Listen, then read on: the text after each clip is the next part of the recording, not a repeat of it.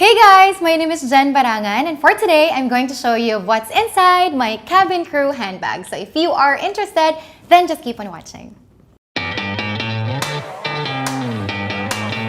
So this is our crew handbag. This is a company-provided handbag. Usually, the company will provide it every 6 months.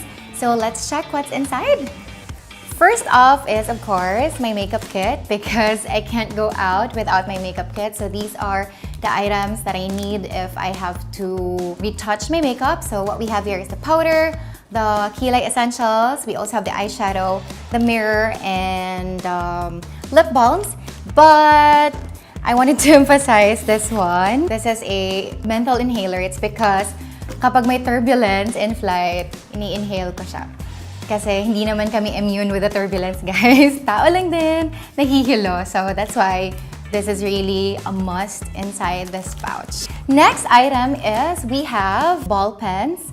I have a lot of ball pens with me. It's because every time we give out landing cards or customs declaration for international flights, a lot of passengers, wala silang ball pen with them. So that's why nanghihiram sila sa amin. Next one is I have, of course, wallet. I have 2 wallets. It's because I believe I am a tita, and a famous influencer once quoted that a tita can never just have 1 wallet. A tita should have 2 wallets. So for this one, this is where I put all of my bills and my frequently used cards. While the other wallet this is where I put all of my coins and my cards as well. Next one is I have my earphones. We are not allowed to use earphones, guys, if we are on duty. There are actually times that we are deadheading crew. So when you say deadheading crew, we board the aircraft like a passenger. So we are not operating. The next item is I have, of course, my candies.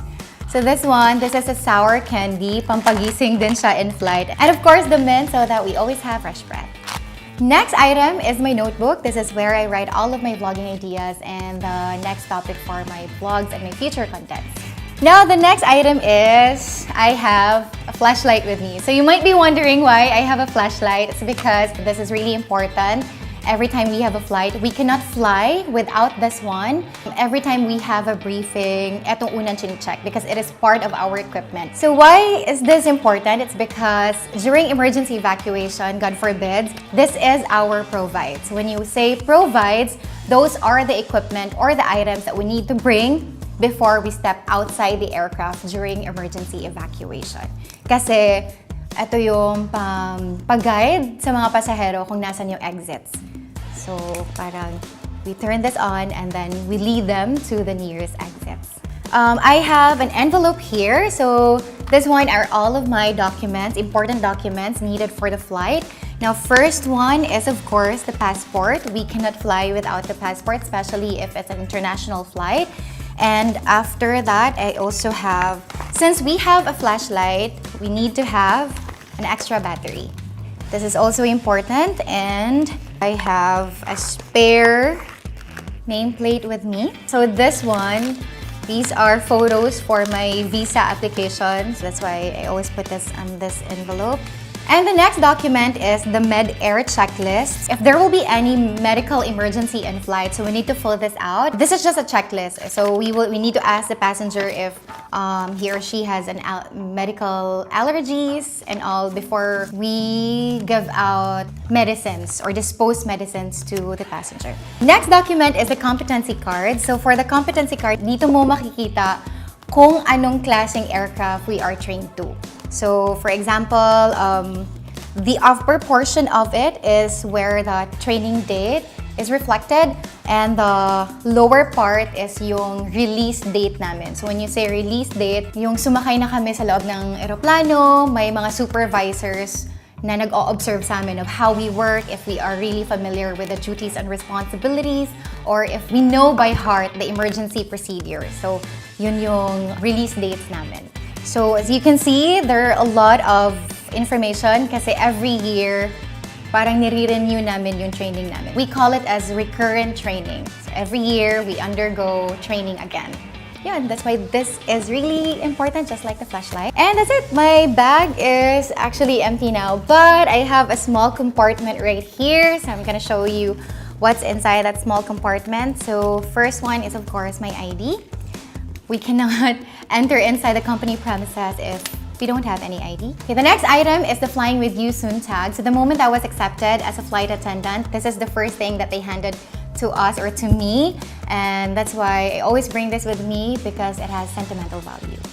Next is I have small rosary and then scapular to protect me on my flights.